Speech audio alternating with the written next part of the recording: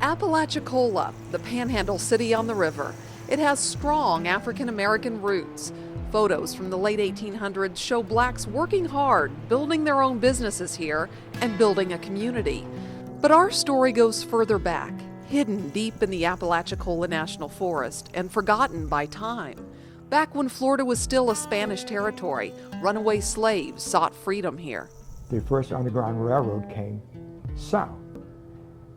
As the word spread, as the slaves were escaping, they would hide in the protection of the Negro Fort.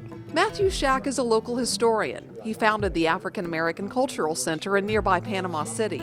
He remembers his great-grandmother talking about the massacre at the Negro Fort. She was talking about all the colored folks that were killed in the fort, but I didn't have a clue what she was talking about. So here's the fascinating history here.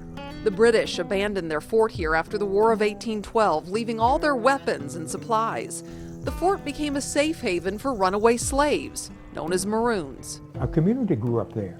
It was about 1,000 to 1,500 Maroons. They had farms, they had cattle, chickens. So it was a community, entire community around the fort.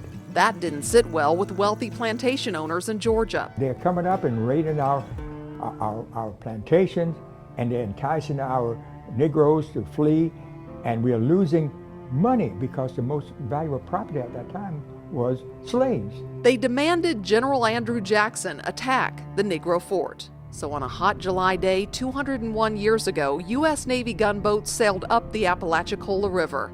The Maroons were well armed to fight for their freedom and their families.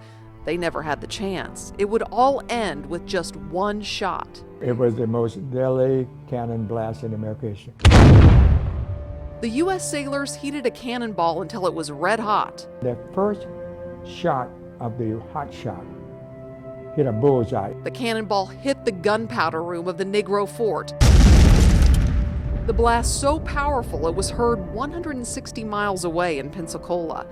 The Negro Fort blown to bits, and the community of runaway slaves with it. This is the site where the victims of the blast were buried, hundreds of people, men, women, and children, although most of them were in no condition for a proper burial. It's kind of gruesome, but for weeks afterward, they found body parts in trees, 50, 60 feet high, pine trees and so forth. The few that did survive were returned to their slave masters, and the story of the Negro Fort forever lost in the forest. In Apalachicola, Holly Gregory, Bay News 9.